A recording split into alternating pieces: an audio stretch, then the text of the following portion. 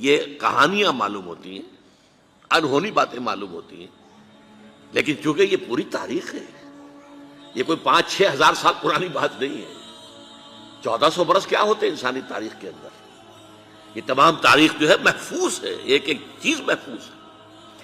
تو محمد الرسول اللہ صلی اللہ علیہ وسلم پر رسالت کی تکمیل اس درجے میں یوں ہوئی کہ جو دین حق آپ پر کامل کیا ہو گیا، اسے آپ نے قائم کر کے نافذ کر کے دکھایا۔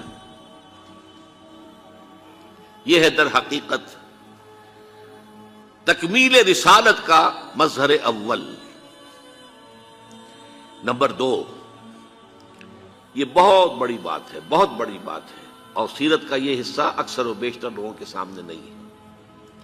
ہمارے ہاں میلاد کی محفلیں ہوتی ہیں، سیرت کے جلسے ہوتے ہیں، حضور کے مناقب بیان کیے جاتے ہیں، حضور کی فضیلتیں بیان ہو رہی ہیں، آپ کے گیسوؤں کی بات ہو رہی ہے، اور باتیں ہو رہی ہیں، سایہ تھا نہیں تھا اس کی باتیں ہو رہی ہیں، حالانکہ وہ irrelevant ہے۔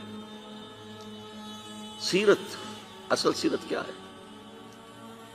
حضور نے اللہ کے دین کو قائم کرنے کی جد و جہد خالص ہیومن لیول پر کی ہے، ہیومن لیول پر۔ اس میں معجزات کا عمل دخل نہ ہونے کے برابر ہے۔ تکلیفیں جھیل کر، مصائب برداشت کر کے، فاقہ جھیل کر، زخم جھیل کر، اپنا خون زمین پر گرتا ہوا دیکھ کر، 259 اپنے جانثاروں کی لاشیں دیکھ کر، یہ مراحل طے کر کے یہ کام کیا ہے۔ ایسا نہیں ہوا بس دعا مانگی اور بیڑا پار ہو گیا، نہیں۔ 3 برس شیب بنی ہاشم کے اندر نظر بند رہے ہیں،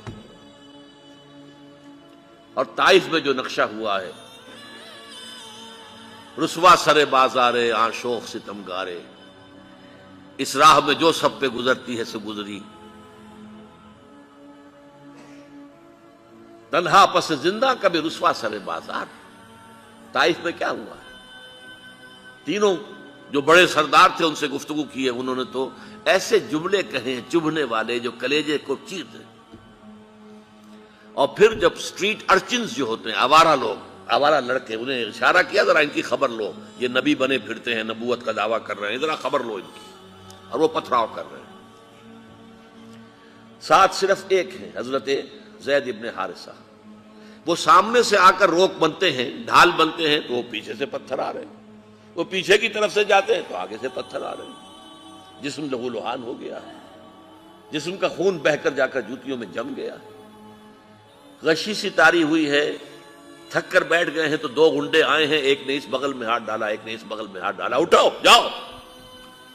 یہ نقشہ ہے، محمد عربی ہیں، سید المرسلین، محبوب رب العالمین، سید الاولین والآخرین، اور یہ نقشہ ہے، یہ ہے سیرت۔ یہ کوئی بیان نہیں کرتا، کوئی بیان نہیں کرتا۔